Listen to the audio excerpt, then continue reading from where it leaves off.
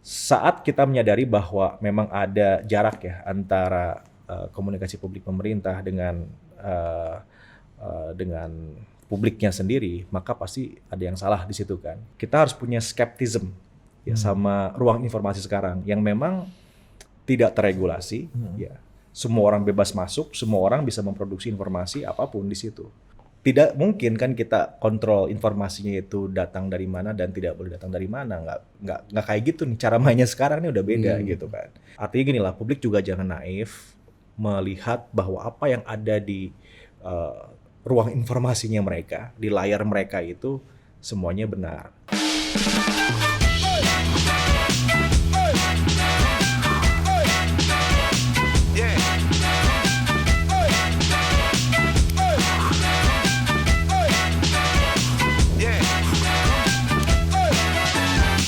Oke, welcome to Total Politik, dan kita sudah bersama seseorang yang harus diperkenalkan dengan semangat sebagai jembatan generasi peradaban. Asik. Dia itu bagian dari wisdomnya orang-orang tua, Prabu, dan juga semangatnya orang muda. Revolusi. Prabu Revolusi. Dirjen IKP yang baru. Wah, itulah Mas. Tapi sebelum lo bicara panjang ya, memang kita hadirkan kecemasan bukan hanya untuk Anda ya pemirsa ya, tapi juga kecemasan untuk beliau. Karena kita hadirkan wajah menterinya di sini sebagai ini sebetulnya fakta sebenarnya. Menteri dan bersama oposisi. Pak Menteri bersama. Iya, Anda jangan mau ditipu-tipu aja kan. Ribut-ribut mesti lebih bijak. Betul, gitu. Sebenarnya berteman mereka. Prabu Siapa Menteri? Prabu Revolusi. Ya, untuk informasi Anda bahwa beliau ini adalah pemasok info A1 buat kami ya. Ya, info-info Pejaten. Aku Kalau orang nanya kan Total Politik kan kantor di Pejaten. Info dari mana nih Pejaten? Ya. Artinya dari Total Politik. Oh, informasi dari gua ya selama ini. Iya, lu jangan usah belaga gila ya. Jadi apa fungsinya Dirjen IKP itu apa sih? Dari dulu yang gue tahu tuh cuma Dirjen Kebudayaan. Nah, ini ada yang baru nih yang gue tahu di Dirjen IKP. Itu sebenarnya bro, IKP itu berat loh. Kalau lo baca impresnya ya, bahasanya itu membangun ekosistem konten digital nasional, salah satunya ya. Amanat dari Impres tentang IKP. Terus yang kedua GPR, ya, Government Public Relation. Jadi gimana caranya public relation government itu diorkestrasi sama IKP. Jadi ya lumayan. Anak buah berapa Mas? Gua gak tahu. Kita ini anak baru, di seragam aja belum ada. Belum punya seragam. Oh iya ya, pasti dijahit ya. Masih putih. Lama-lama kominfo lo ini ya. Tapi tantangannya apa sih Mas? Kedirjenan lo ini kan bicara komunikasi publik ini kan belakangan justru malah, kalau dulu ya Pak Jokowi memulai karirnya sebagai presiden sebagai Jokowi adalah kita dan media darling gitu. Dielulukan, dipuja-puja gitu. Sekarang rasanya kok nuansanya jauh dari seperti awal kalau menurut publik ya. Tantangannya apa Mas menurut lo untuk menghadapi situasi terkini? Mungkin kalau yang pertama ya, kita harus menerima kalau logika komunikasi atau logic communication sekarang itu berbeda sama yang dulu. 10 tahun yang lalu media mainstream masih mendominasi ya. Itu komunikasi satu arah gitu kan.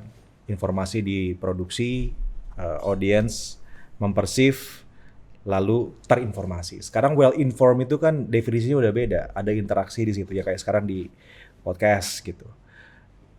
Ke audience atau netizen itu bisa komentar, bisa retweet, bisa regram, bisa macam-macam. Aktornya lebih banyak.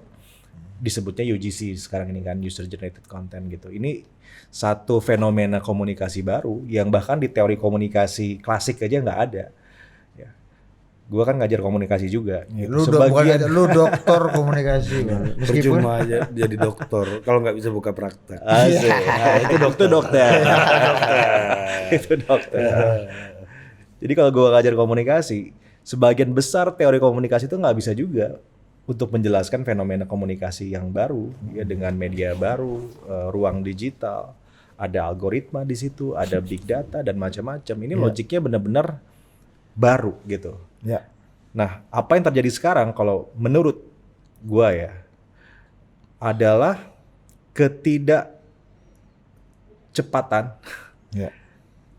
atau kurang responsifnya ya komunikasi pemerintah mengikuti logik komunikasi yang baru ini. Sehingga disitulah muncul ada disparitas yang cukup tinggi, cukup besar gitu ya, antara komunikasi pemerintah, fungsi public communication di pemerintah dan juga publiknya atau dengan masyarakatnya. Ya. Nah ini kan perlu kita sinkronkan. Iya. Nah ini tugas gua mungkin itu sekarang ya, amanat dari Pak Menteri yang ada di sini. Iya. Yang dibisiki sama Pak Rocky. Divisi sama sebelah. Rocky. Salah satunya adalah IKP ke depan harus bisa menciptakan fungsi komunikasi publik masa kini gitu. Fungsi komunikasi publik yang punya proximitas lebih dekat dengan kekinian ya, dengan perubahan Berbagai ini, macam stakeholder-nya. teknologi dan macam-macam lah gitu. Karena kan udah beda, logiknya udah beda gitu. Dulu dan sekarang. Dulu bedanya apa Mas sekarang dalam kaitan komunikasi pemerintah aja? Apakah aktornya yang lebih sedikit dan lebih gampang Ya, diajak gini. berdialog dibanding sekarang gitu misalnya? Saat itu ya, contohnya gini, mengkonfirmasi satu informasi itu semudah bikin rilis. Ya, bikin rilis, kita beritakan, kita sebar ke media, jadilah sebuah berita. Ya, publik menangkap itu sebagai sebuah informasi, jadilah konstruksi benar yang baru ya, akhirnya selesai gitu kan, cepat mutusnya gitu. Kalau sekarang enggak kan, audiensnya aktif dalam mencari informasi, artinya ada interaktivitas di situ. Dan stratanya nih, aktor komunikasi yang baru ini sama kuatnya dengan aktor komunikasi yang lama atau dalam hal ini media mainstream gitu ya. Jadi sama-sama kuat gitu kan. Bahkan bersaing nih kalau saya perhatikan sekarang ini. Karena legitimasinya bukan sertifikasi, bukan apa-apa, tapi tapi subscriber, algoritma, macam-macam gitu ya Mas. publik lah, semuanya basisnya kepada publik sendiri ya. Jadi ada dua arah gitu komunikasinya. Sehingga nggak cukup sekarang konfirmasi informasi itu dengan hanya membuat rilis atau bikin press statement. Ya harus masuk ke dalam permainannya atau ke dalam game informasi ini gitu, yang gimana? totally new gitu. Gimana gamenya? Gimana menurut peta Mas Prabu hari ini? Ya yang jelas gini, saat kita menyadari bahwa memang ada jarak ya antara komunikasi publik pemerintah dengan publiknya sendiri, maka pasti ada yang salah di situ kan. Ya. Di situ kita harus perbaiki modelnya gitu. Nah, salah satu yang saya lihat adalah bahwa ada keengganan ya dari pemerintah untuk beradaptasi dengan game yang baru ini, di mana Keengganannya harus apa nggak ngerti? ya kalau nggak ngerti gue terlalu ini kali ya. Iya belum beradaptasi gitu. Kan gue nggak tahu, gue juga baru kan di sini Iya, bro. benar-benar. Tapi intinya ada lag ya antara apa yang ingin disampaikan sama pemerintah dan juga dengan audiensnya, sehingga di situ ada misinformasi terjadi, ada disinformasi terjadi juga gitu. Nah pemerintah mesti masuk ke dalam, ya mesti pahami permainannya gitu. Jangan sampai kita bermain di game yang berbeda. Tadi itu ya. Jadi sekarang lagi ramenya Piala Dunia, kita malah bikin game yang lain, volley misalnya. Gitu. Kalau dalam istilah intelijen tuh ada deh. Apa tuh? Lambung rujak. Apa tuh? Selami, bergabung, rangkul dan ajak. Ada lagi tuh cumemu. Iya, apa tuh? Cuaca, medan, musuh. Iya.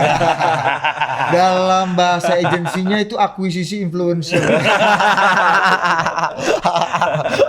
Tapi justru yang jadi masalah itu kan karena belakangan ya Mas dalam prakteknya. Ini banyak artis-artis yang dipersepsikan dekat sama pemerintah malah diserang. Misalnya Raffi Ahmad belakangan diserang gitu kan, kehilangan banyak followers gitu misalnya. Ini kan artinya pemerintahan sebelumnya udah mendekati aktor-aktor juga sebenarnya yang memberikan influence di ruang digital ini gitu. Nah, gimana Mas Prabu melihat apakah pendekatan itu udah sepenuhnya tepat atau perlu pengembangan lagi. Mungkin gini juga ya, tidak bisa naif lah dalam hal ini. Artinya cukup kita akuisisi influencer lalu selesai semua, enggak gitu. Karena kan ini udah tadi ya information game gitu. ini punya petanya nih gitu. Pemainnya banyak gitu ya. Nggak hanya 11 kayak sepak bola, ini banyak nih. Tapi semuanya main gitu kan. Ini banyak aktor informasi, mereka punya akses sama ruang informasi gitu. Nah, pemerintah juga nggak boleh naif melihat bahwa ada permainan seperti itu. Termasuk juga publik gitu ya. Publik juga perlu tahu bahwa informasi yang beredar di ruang informasi mereka punya atau di layar mereka yang mereka punya itu kan nggak semuanya otentik ya. Ada juga yang artificial gitu. Artinya memang dibuat untuk ada keramaian gitu ya. Disuplai informasinya atau apapun lah itu namanya. Mancing kalau lawan mancing. Enggak, tapi intinya ini publik harus tahu dan harus terliterasi gitu ya bahwa informasi yang mereka akses sekarang ini sumbernya banyak. Ini karena kita bicara dengan Sumbernya dokter banyak. komunikasi ini, saya ingin mengutip salah satu filsuf komunikasi namanya Noam Chomsky. Menyebut itu dengan istilah manufacturing consent. Itu. Jadi konsen yang direproduksi oleh pabrik gitu kan. Ya, ada pabriknya. Jadi pemahaman kita itu diproduksi oleh sebuah pabrik yang ada di di belakang layar kaca kita gitu. Dan sekarang legitimasi itu bisa didapat dari algoritma, dari subscriber, dari followers yang membuat sebuah informasi atau akun penyebar informasi menjadi legit gitu kan. Dibanding lembaga-lembaga yang punya proses verifikasi. Sempat rame itu Pak Prabowo ngomong di acaranya PAN, kebetulan saya hadir sebagai observer. Canggih juga lu. Udah KTA ya? Anda kan juga diundang. Saya dari keluar kota. Cuma Anda nonton konser waktu Enggak, itu. saya keluar kota waktu itu. Oh iya, keluar kota ya? Iya. Oh iya, itulah. Saya juga lupa. Bukannya lu mabuk. Udah gitu loh dirjen di kafe. Berat Dinda. Nanggung nih, nanggung. Gitu. Pak Prabowo mengatai podcast gitu. Saya sebagai podcaster Komplain. itu Komplain apa gimana? iya kayaknya ini pasti bukan ngomongin, ini kayaknya ngomongin gua ternyata enggak gitu kan. Yakin lo? Ya. Dia ngomongnya gimana? Gua mau berpositif thinking aja. Di ruangan ber-AC tahu semuanya. Ya, Jokowi dan Prabowo sudah berpisah, kita juga sering bahas itu. Iya. Betul. Ya, nah itu artinya kan produser informasi itu kan nggak mungkin dapat informasinya tanpa akses ke dalam kekuasaan. Pasti itu juga sisi lain dari kekuasaan gitu ya. Apalagi kita lihat di masa transisi hari ini elit-elit terfragmentasi gitu Mas. Nah Mas Prabu melihatnya bagaimana tarik-menarik di internal kekuasaan ini. Ya kalau kita bilang oposisi, nggak ada yang oposisi hari ini, semuanya bagian dari kekuasaan gitu misalnya. Even PD Perjuangan ya. PDI Perjuangan masih ada menteri per hari ini kan? Masih kan? Menteri kan? Masih dan ya Kepala menteri. badan juga ada ya, kan ya? ada beberapa. Nah, Bu Mega kan ke Dewan Pengarah BPIP BIP, masih iya. ya? BRIN Ya kan? juga, BRIN. BRIN juga. Iya, Badan kan itu kan? BRIN, Ya. betul. BRIN Bu Mega. Nah, artinya kan tidak tertutup kemungkinan kekuasaan yang lagi tubruk-tubrukan ini menjadi sumber dari disinformasi dan berbagai macam serangan ke Pak Jokowi hari ini kan. Berarti Maksudnya polisi udaranya dari dalam rumah sendiri. iya mungkin aja kan karena semuanya dalam rumah sekarang. Iya kan? Aduh, ada yang bakar sampah bukan di luar. Iya kan? Logikanya Iya, kan benar, gitu, benar. bener. Dan Pak Prabowo mengkomplain itu kemarin. Nah, Mas Prabu melihatnya apa namanya? Memang ada problem dari dalam rumah sendiri atau ini memang murni aspirasi masyarakat, murni dari perasaan masyarakat dan juga hasil observasi dari masyarakat gitu. Kita jawab dengan berbagai atribut nih gua nih. Iya. Sebagai dokter komunikasi dulu. Dokter pengajar komunikasi. komunikasi, akademisi lah. Terus juga ya udah mau nggak mau kan sekarang sudah melekat juga amanat lah untuk bertugas di sini. Anda mau banget. Lu tuh iya. Lu tuh B3 Kita belajar jadi. Bang, Mas, lu tuh B3 loh sekarang. Apa itu? Bukan limbah tapi B3, bantu-bantu Budi Ari loh. Siapa menteri? Jabatan lu boleh mentereng. Tapi gini, Bos. Yang pertama Nah, ini udah kita mau Pak ngomong Dirjen udah panggil bos. ngomong buat ini ya, dua pihak lah. Yang pertama, tapi pesannya sama, pemerintah dan juga publik tidak boleh naif, gitu kan, menyikapi adanya public discourse sekarang ya, yang memang kita tidak bisa pastikan informasinya betul-betul otentik gitu. Karena sangat mungkin informasinya tadi ya difabrikasi atau artificial gitu, yang punya banyak kepentingan di belakangnya. Manufacturing consent. Jadi terutama publik ya harus bisa melihat juga lebih jernih begitu kan. Siapa yang menyiapkan ruang informasinya gitu kan. Di belakangnya apakah ada kepentingan atau tidak. Dan ini berlaku buat both sides ya, bukan hanya ruang konten yang memang pro atau yang kontra aja, semuanya gitu. Kita harus punya skeptism ya sama ruang informasi sekarang yang memang tidak terregulasi ya. Semua orang bebas masuk, semua orang bisa memproduksi informasi apapun di situ. Ya. Ruang informasinya belum sehat ya. Jadi kalau ibarat kita masuk ke ruangan yang nggak sehat itu kan, kita pakai masker, Bos. Ada proteksi gitu. Kita tahu diri kan, kita batasin dengan masker. Kalau masih terus-menerus seperti itu kan kita makan vitamin. Jadi ada cara dari kita yang conscious ya, untuk memproteksi diri sendiri. Nah sama juga ketika mengkonsumsi informasi, apakah itu dari podcast atau bahkan juga dari media yang lain ya, harus tahu bahwa sangat mungkin di situ ada informasi yang difabrikasi. Meskipun Manufacturing consent. meskipun sudah dibilas, Anda kan jurnalis senior, pemegang kartu, udah ini bos pemegang kartu ini jurnalis utama, udah pemret aktif. Dulu juga berKTA, partai juga. Udah pensiun bos, udah pensiun udah nggak boleh, kan udah tanda tangan kan, nggak boleh berpolitik sampai masa dirjen. Apa namanya? Bukankah itu proses-proses jurnalistik itu bisa membilas keraguan-keraguan atau sampah-sampah tadi, Mas, lewat Polusi lah. ya lewat polusi tadi gitu. Ya seharusnya sih iya ya, tapi kan gini, sekali lagi. Menjamin nggak, Mas, apa yang kita dulu percayai bahwa proses jurnalistik itu verifikasi, recheck, check in recheck, macam-macam ya, itu bisa membilas hal-hal seperti ini. Ya rasanya saya harus jujur bicara bahwa ada penurunan ya dari sisi proses gatekeeping yang dulu dilakukan dengan sangat ketat. Mungkin juga ini tuntutan industri. Karena semua informasi harus cepat.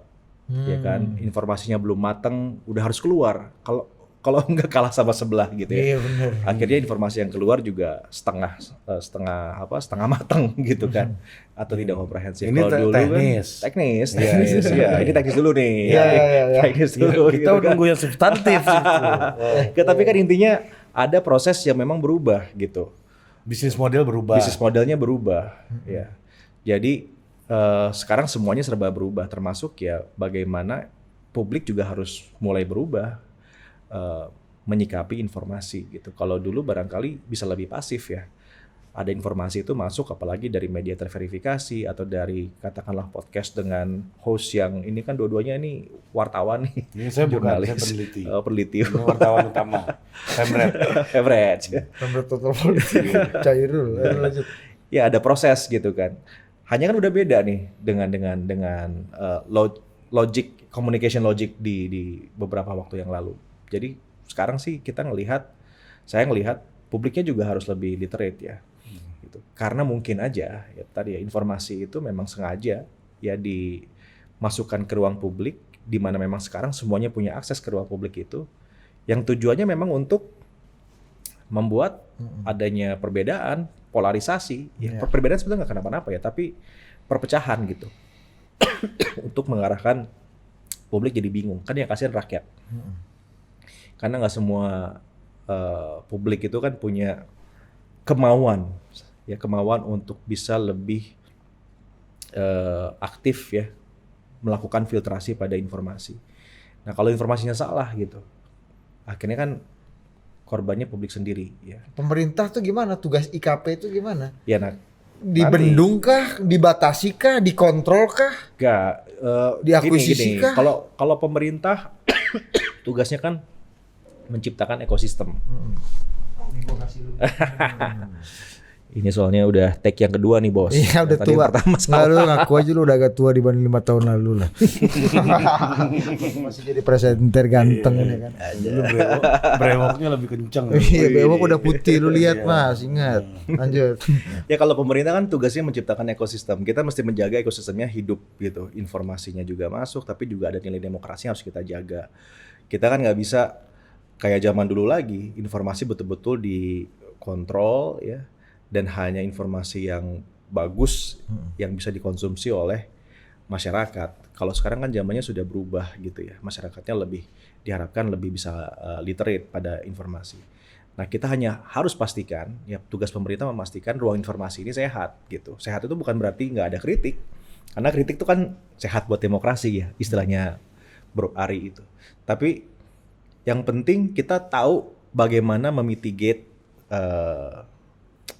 noise-nya atau tadi apa toksiknya, ya, polusinya gitu, polusi informasi lah gitu ya. Kalau lingkungan itu kan ada polusi, sekarang ada pendekatan carbon capture atau desulfurisasi dan segalanya ya untuk bisa memastikan lingkungannya lebih sehat. Ya kita juga sama nih, kita 8 jam sehari mengakses informasi kan. Kalau informasinya nggak sehat ya sakit kitanya gitu. Tapi bagaimana kasihan publiknya. Bagaimana kalau sumber polusinya ada dalam rumah sendiri ini loh Mas. Yang seperti kita diskusiin tadi gitu. Ada fragmentasi elit di tengah masa transisi. Ada caranya. Apa? Reshuffle kabinet. Ente kan, itu kan ente udah Enggak, belum tentu. ya. Belum tentu kan kita nggak tahu pikiran. Iya, betul. Makanya kita tanya. Jawaban ini. Ya tapi gini, saat ruang informasinya memang dibuka buat semuanya, ya itu hal yang wajar juga gitu. Tidak mungkin kan kita kontrol informasinya itu datang dari mana dan tidak boleh datang dari mana. Nggak kayak gitu nih, cara mainnya sekarang nih udah beda gitu kan. Pemerintahnya mesti lebih tidak naif. Pemerintahnya bisa lebih adaptif, bahkan mungkin jauh lebih cepat daripada yang memang sumber informasi atau aktor informasi yang niatnya untuk melakukan tadi ya, memang sengaja menyuntikkan disinformasi tadi itu. Dan itu sangat mungkin terjadi ya dengan profil lanskap informasi sekarang gitu. Tapi yang paling penting sebenarnya ya, dan ini tugas pemerintah juga, ya publiknya juga harus literate juga ya. Artinya gini lah, publik juga jangan naif melihat bahwa apa yang ada di ruang informasinya mereka, di layar mereka itu semuanya benar. Ya, setidak-tidaknya ini sampai Agustus kemarin ada 1.300-an hoax yang kita tangkap ya, yang kita bisa data gitu terkait pilkada. Misalnya? Ya adalah beberapa hoax yang muncul dan kita tangkap gitu, kita bisa monitor 1.300 lebih loh informasi hoax ya. Hoax itu artinya informasinya memang disengaja diberitakan dan salah gitu. Oh, misalnya Anies Baswedan berhasil mencalonkan diri jadi gubernur, itu salah tuh kan. Tolong jagalah kita, jangan sampai kejebak. Misalnya kalau ada informasi itu. Ada memang kan? Ada. Posternya kan banyak. Ada Mas. Ada. Mengajak ke KPU kan waktu itu. Bapak gua sampai kemarin masih nanya, ini perpanjangan ini Mas Anies masih bisa maju gitu. Karena ada edaran. Ada edaran, gitu misalnya ada kan. poster Iya, gitu. iya. Kalau Mas Anies pengen. Ya gitu, kurang lebih ya. Jadi dua-duanya sih saya lihat ke depan ya, game informasi sudah beda, jadi publik juga harus tahu bahwa sangat mungkin ada permainan informasi di situ. Tapi Mas Yang Prabu kedua juga di pemerintahnya sendiri juga harus bisa kan lebih ada. pasti sering bertemu dengan presiden dalam hal komunikasi. Ya Bang Hasan pasti sering ketemu juga di sana. Minimal Mas Prabu ketemu sama Bang Hasan lah. Iya, pasti Sama presiden Pak ini. presiden juga, Bos. Sering ini apa? Iya. Iya, semuanya. Mana fotonya? Ada. Wah. Dua-duanya nih gua taruh deh. Wah, ini Aduh, ini oligarki banget di podcast. Aduh, Dinda. Sekalian. Iya. Biar kita nggak difitnah macam-macam. Iya, ada Roka juga Berarti nih. Budi Ari di belakang total politik, enggak di depan. Kita taruh di host juga Budi Ari. Iya, Budi kan? Ari. Nah, Budi Ari bener juga. Iya. Jadi apa namanya kalau kita lihat gitu ya, artinya pasti bertemu dengan presiden, bertemu dengan stakeholder pemerintah yang menjadi sumber dari informasi gitu dalam pemerintahan. Artinya ada kesadaran nggak sih, atau menyadari nggak sih berbagai macam pertarungan informasi ini juga bersumber pada fragmentasi elit yang ada di pemerintahan. Berat kan pertanyaan gua. Ya sadar lah. Sadar ya? Sadar lah. Kan sekarang udah canggih. Ya, kita ada media intelligence ya. Itu Media udah intelligence pakai itu apa? sistem Intel atau Bukan, apa? enggak. Oh, Sebenarnya kan gini. Media itu saya Sekarang kira buletin internal bin itu. bukan ya? Bukan. Awas mati lagi nih, lu ketawa-tawa, awas lu. Ketawa-tawa melempar gitar ente. To confirm ya, media intelligence itu mesin untuk bisa mesin. melihat informasi ini tuh dari mana nih nodes-nya. Oh, dari situ toh gitu. Ini dari mana? Oh, IP-nya di sebelah situ gitu. IP ini tuh apa aja, proksinya kan bisa lihat sekarang. Oh, gitu. pemetaan lah Pemetaannya maksudnya. kan kita bisa lihat. Namanya media? Media intelligence. Bukan kalau, media. Kalau kita tentu punya alat bantu itu, tapi kan yang kasihan publik kan nggak punya. Ini bukan alat Tools mengkontrol secanggih ini itu. kan? Bukan. Bukan. Kalau alat kontrol sih matiin. Iya, benar juga. Bener loh. Iya bener juga. Shutdown. Shutdown, Ini take down. iya. gitu. Ini macam-macam inilah ya, alat-alat monitoring gitulah ya. Ya semacam Iya. itulah. Oh. Ya. Canggih juga berarti. Jadi maksudnya ya pemerintah harus tahu lah pasti. Ya, kita kan mesti paham apa yang terjadi di ruangan kita, di rumah kita, gitu. Ibu kos kan mesti tahu anak kosnya ngapain aja kan. Nggak Kapan boleh dia dong, datang. Mas. Loh harus tahu lah bos. Kalau udah Tapi udah masuk kamar kita nggak boleh tahu. Oh ya itu. Kalau Tapi dia masuk jam berapa sama siapa kan kita perlu tahu. Betul, Ibu betul. kos. Masa lu Sampai- sembunyi-sembunyi? sampai Apa koridor lo level. sembunyi-sembunyi ya? kita masuknya lewat jendela belakang ini kan. Iya dong Iya, gitu. Kita kan harus tahu, kita harus punya alatnya apa CCTV kan kalau di rumah kos gitu. Tapi kalau di pemerintah ya kita juga harus punya CCTV informasinya nih. Pengalaman agak panjang soalnya. Suasananya Iya. agak Iya, batin. mengelabui ibu kos ini dia agak panjang ya. Ini kan agak anomali ya Mas Prabu ya. Maksudnya gini, Pak Jokowi begitu dihantam belakangan ini termasuk juga dengan berbagai macam isu, kemunduran demokrasi, segala Demokrasi macam. dibajak. Demokrasi Peringatan dibajak, darurat iya kan? demokrasi kita dibajak. Iya kan, walaupun banyak yang demo juga kan, artinya demokrasi oke-oke aja gitu kan menurut gua dalam konteks partisipasi publik dan itu bagus gitu ya. Publik berani dan memiliki ruang untuk menyampaikan pikirannya gitu. Itu bagus, tapi dalam aspek-aspek lain kan juga tidak lepas dari kritik gitu. Nah, justru yang anomali adalah itu terjadi ketika pada faktanya semua kekuatan politik parlemen itu bersama Pak Jokowi loh hari ini. Iya kan?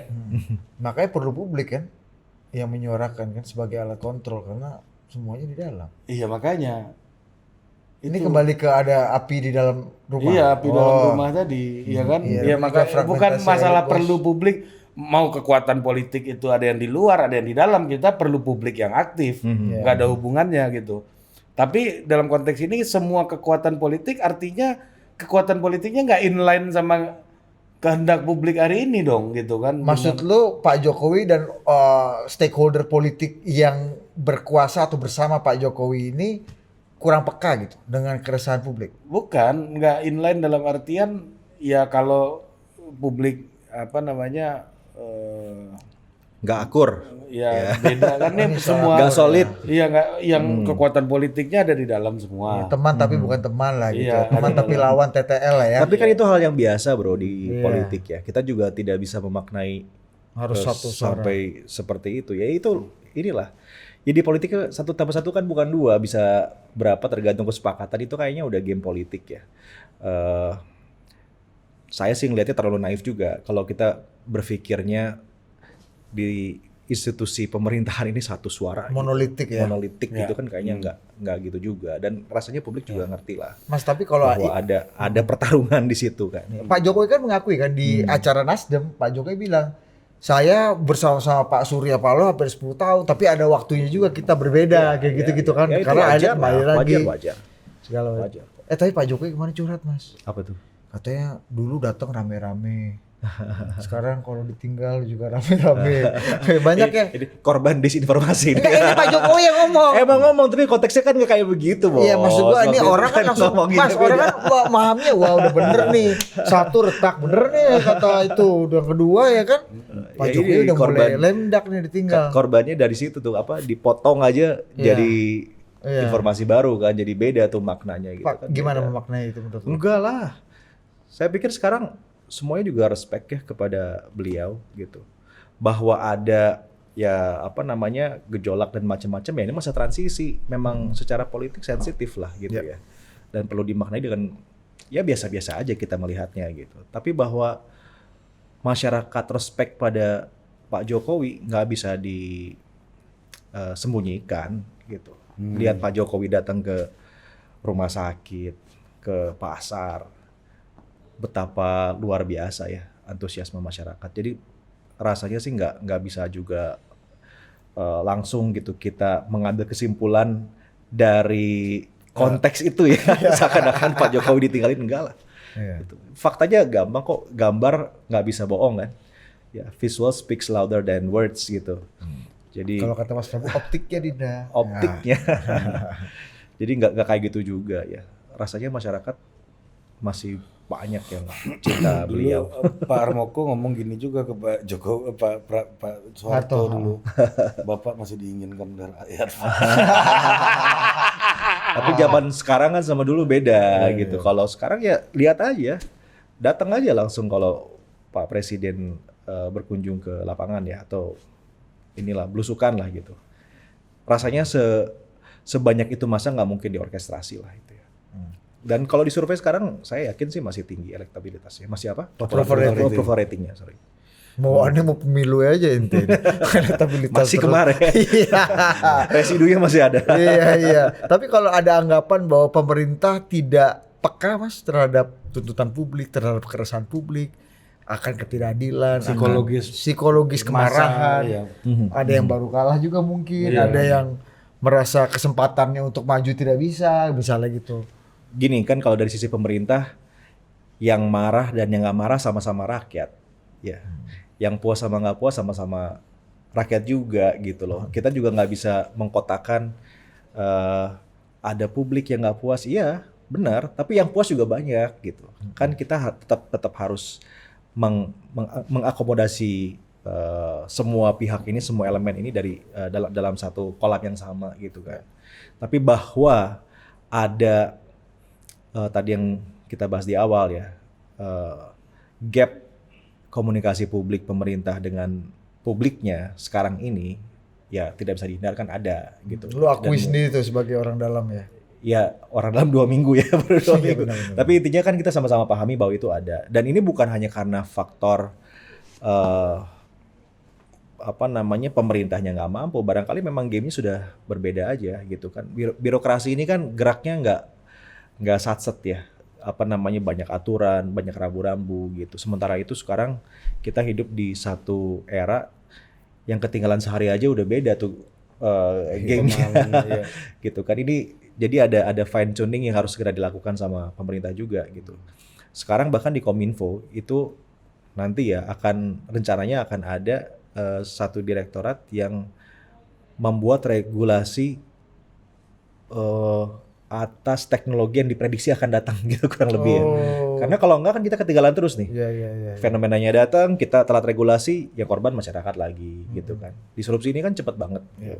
Jadi kita perlu ada nih satu fungsi birokrasi yang bisa memprediksi ya. Kira-kira teknologi ke depan akan kayak gimana, kita coba regulasi dari sekarang. Oh, gitu. jadi ada payungnya dulu Ada untuk payungnya mengantisipasi dulu, gitu. disrupsi Ya, teknologi. dan ini contoh menurut saya case yang bagus bagaimana pemerintah menyadari ya bahwa perlu tanggap dan cepat dan keluar dari skema birokrasi yang ada sekarang ini gitu.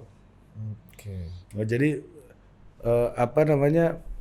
birokrasinya pun secara organisasi belum tentu efektif untuk menjawab problem hari ini dong berarti. Iya, Efektif dalam ya, hal, bukan Ya, berarti ya, nggak ya. sama sekali ya Mas, tapi betul. belum Dalam hal ya. komunikasi Iya, ya, dalam hal komunikasi ya. Ya karena ya gamenya berbeda tadi itu Ya kan. masih bikin Yang rilis lah masih ibaratnya bikin gitu lu rilis bilang gitu tadi kan. ya.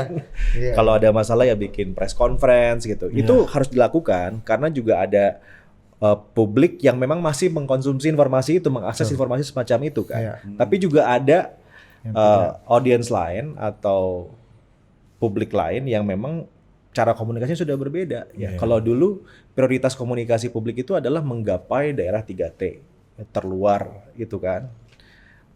Sekarang dengan digitalisasi ada satelit di mana-mana, ada Starlink juga di mana-mana. Komunikasi atau data udah bukan lagi jadi masalah primer, masalah primer. Tapi sekarang tentang bagaimana kita bisa berkomunikasi ke lintas generasi. Itu jadi substansinya tantangannya. malah ya. Iya, ke lintas generasi karena kan setiap generasi beda nih bahasanya ya. Kalau kemarin-kemarin satu rilis satu bahasa semua orang bisa paham tuh.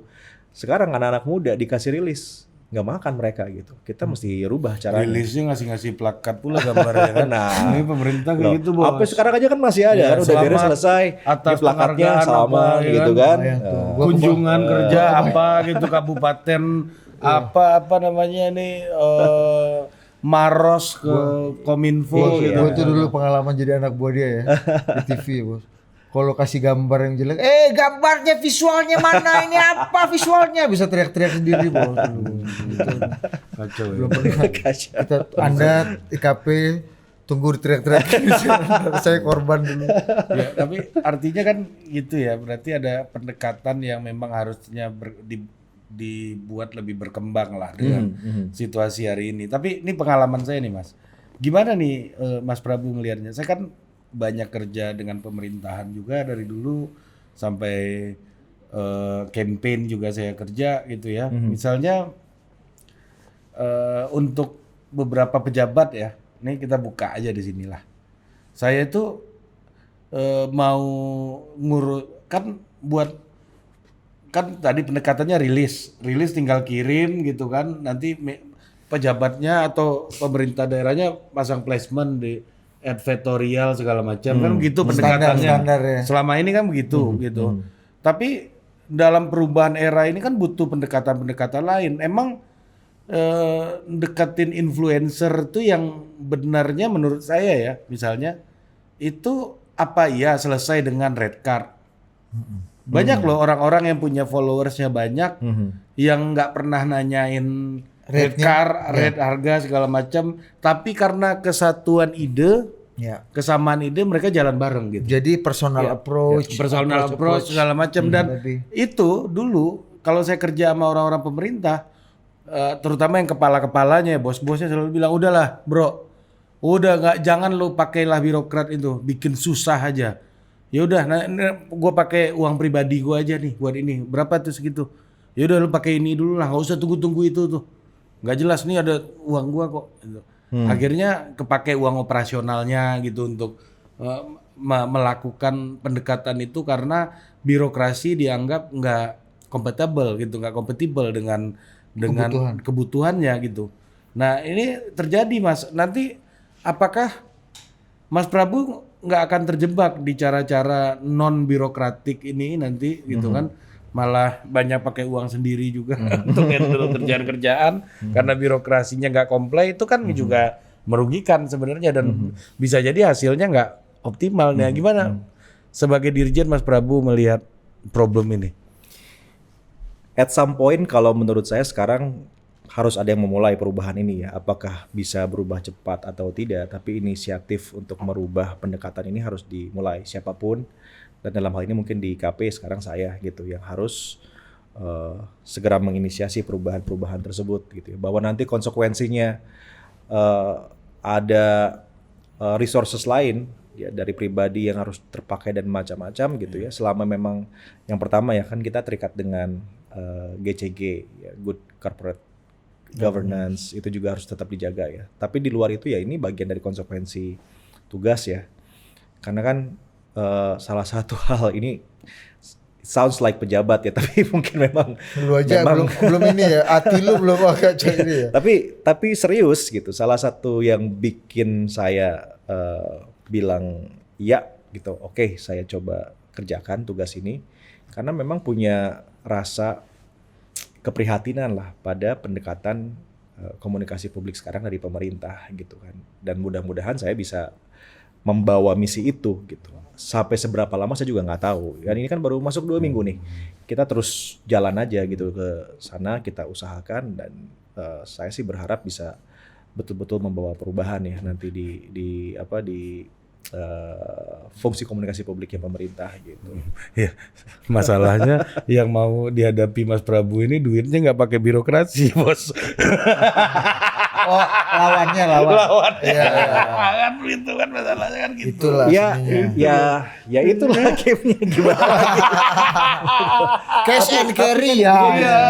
Tapi intinya kan gini, kita tuh nggak boleh ngorbanin rakyatnya. Itu yang pertama ya. Saya sih masih yakin bahwa dengan motif yang lebih genuine, ya kita berjuanglah buat masyarakat. Seenggaknya kalau dalam peran saya sekarang ini memastikan rakyat itu punya akses informasi yang berkualitas itu dulu ya. Dengan cara apapun ya. Ikhtiarnya kan semaksimal mungkin. Bahwa ada kuasa yang lebih tinggi ya kita nggak tahu.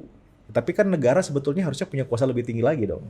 Logiknya kan begitu. Kalaupun sekarang kalah sama kuasa itu, mungkin ada yang salah nih sama cara negara melakukan pendekatan gitu. Nah kita coba lihat, semoga pendekatannya bisa benar gitu ya. Dan saya yakin banget ya bahwa nggak semuanya ruang informasi itu bisa dibeli pakai rupiah juga atau pakai dolar itu gitu. Saya bilang tadi. Iya kan? Iya. Ada kesepahaman, gitu. Jalan pikiran yang sama gitu. Ya kita manfaatkan itulah dan rasanya juga publik ataupun juga content creator atau media begitu tidak semuanya transaksionalis ya. Iya. Artinya Itu kan, yang beredar kan gitu sekarang. Kalau nggak mengkritik pemerintah berarti dibayar sama negara. Iya, termasuk Padahal ada kan kegagalan nggak beberapa gitu. elit politik untuk membungkus partai itu juga gara pendekatannya terlalu transaksional katanya. Iya betul. enggak lah. Padahal kan disentuh hatinya aja kan bisa harusnya. Bisa aja. Bisa ya kan Bisa ya. aja. Yang dimaksud bisa Budi aja. bagian dari kekuasaan juga nih kan. Bukan oposisi nih. Detail sekali Anda Dinda. Oke. Mas, yang Ini terakhir. terlalu banyak kiasan nih, Bos. Iya, ya kan kita harus jaga marwah diri. Dipantau Biarkan loh. pesan-pesan beliau kita yang menyampaikan. Iya.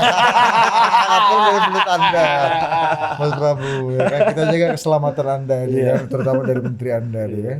Ini masih hebat loh menteri Anda nih masih operate Instagramnya sendiri katanya. Iya. Makanya sering salah-salah. Jangan kan Instagram Projo aja dioperate sendiri. Iya, Mas terakhir nih Mas, ini transisi dan tinggal sebulan, Ya, ya. lebihan, hampir 2 bulan nggak sampai lah ya kayaknya.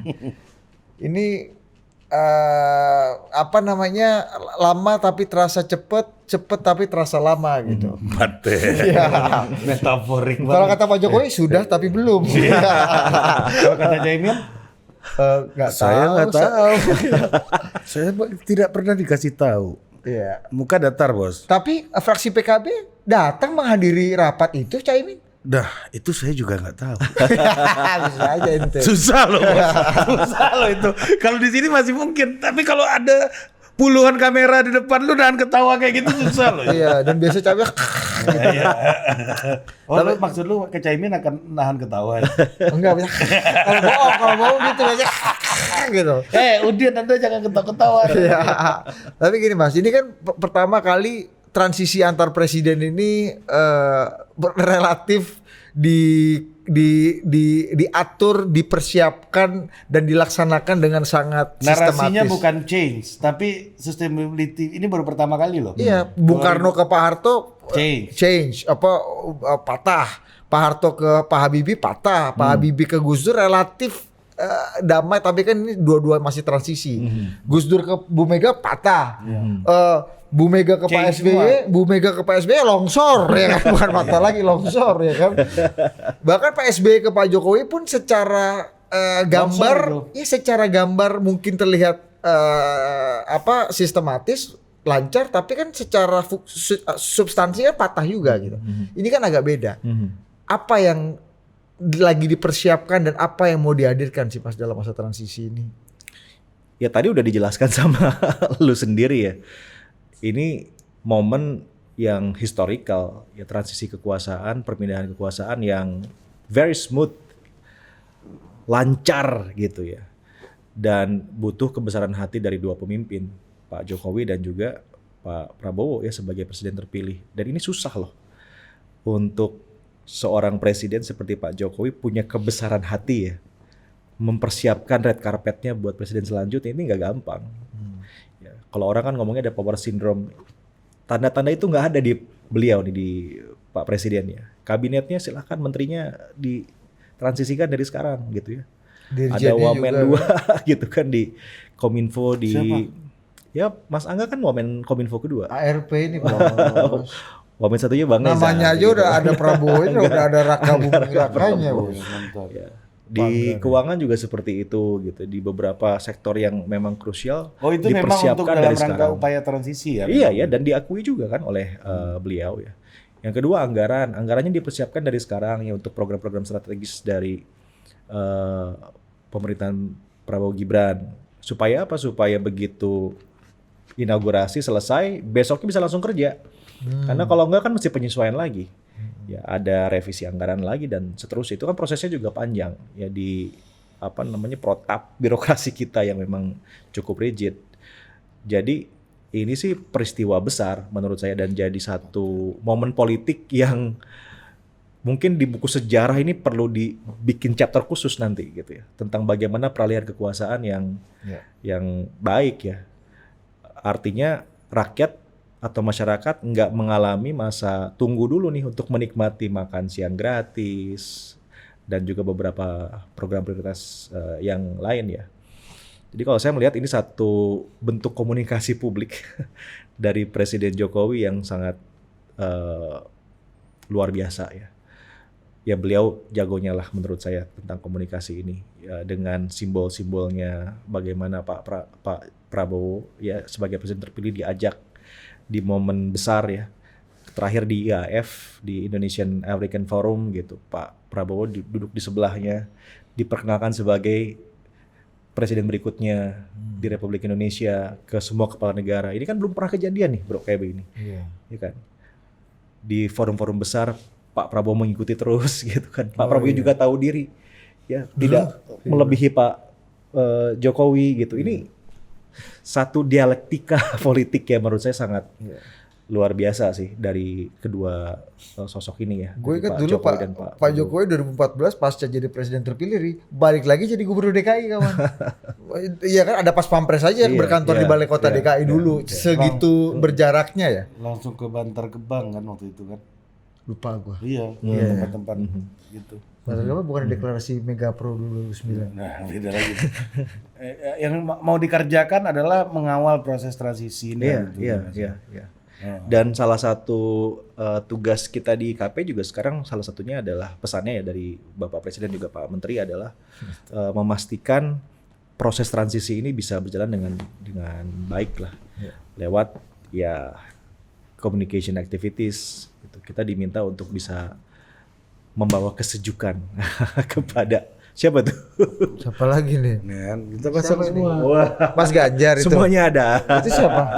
Mas Anies sambil Mas Anies. Iya dong. Laju ke mejanya kawan. Kan kita mau ngawal proses transisi kan harus lambung rujak. Lambung Selami bergabung. Kok tunggu Mas Anies kenapa lu taruh belakang? Sini maksudnya. Lu membedakan Mas Anies. Enggak, dia lebih tinggi. Karena gini bos, gue sangat mempercayai orang yang marah itu akan melakukan hal di luar nalar. Kalau udah di luar nalar sesuatu itu pasti basisnya adalah kemarahan. Itu satu. Kalah sangat dekat dengan marah. Ketika orang yang kalah itu martabatnya tersakiti, ya martabatnya tersakiti, maka dia butuh untuk diangkat. Sini gua, Ya gua pangku Mas. Nah, butuh untuk diangkat, ya kan? Pak Butet juga. Mas Ya, Butet. kalau dia nggak diangkat, ya dia akan merebut kebanggaan dirinya lagi. Bahkan dengan cara-cara yang di luar nalar. Nah, gitu kan. Seperti mensuplai tadi enggak? Enggak, itu di luar lain. Aku bukan Isu yang lain. Mungkin. Pokoknya ngomong ya. ya, paten lah transisi ini. Ada ini ya, ini apa bisa dicatat dalam sejarah kita ya bahwa iya ini bukan cuma masalah antar presiden, ini antar dalam sejarah peradaban Indonesia merdeka nih Baru sekarang. baru sekarang. Dan tidak mudah. Ya suka atau nggak suka Bisa ya lo seperti sama ini. Janganan presiden. kawan Kita ini aja manajer dulu di kantor kan ada manajer baru kan kita juga Iya, jaga jarak. kalau gitu. perlu lihat dulu dong Excel lu yang itu Ya, enggak ya kan ya, lu kasih password baru tuh komputer kan. Ini kan enggak. Ibaratnya komputernya ayo pakai bareng-bareng gitu. Mau masukin apa? Ayo masukin. Dulu Gitu. dapat password komputernya Bang Usman. Komputernya nggak ada bro di kantor. Berarti udah beda. Loh enggak Dia memang nggak dipindahin ke Pak Menteri kan dia. dipindahin. Gue Iya. ingat dulu insiden sendok ini dulu kan. Panci bos. Panci sama hordeg kan. Oh, Ya. Oke, Thank you. makasih banyak Siap. Mas Prabu. Siap, selamat bahwa bertugas. Prabu ini adalah bagian yang establishment. Wisdom. Establishment nih, ini lah beda konteks nih. Establishment yang mengejar 8%. Karena ada momentum bonus demografi, momentum ekonomi, sehingga kekuasaan harus berjalan dengan di jalan yang stabil. Itu Prabu, stabilitas. Sementara harus selalu ada revolusi juga. Kaum-kaum progresif yang melakukan kritik, yang melakukan pengingat, yang menjadi rem agar ambisi kita ini, Prabu ini tidak dikuasai oleh ambisi-ambisinya sehingga tetap menjadi manusia. Betul. Nah makanya itulah yang menjadi akar daripada namanya Prabu Revolusi. Luar biasa. Oke. Total politik. Mantap, total olah. Sampai jumpa lagi dah.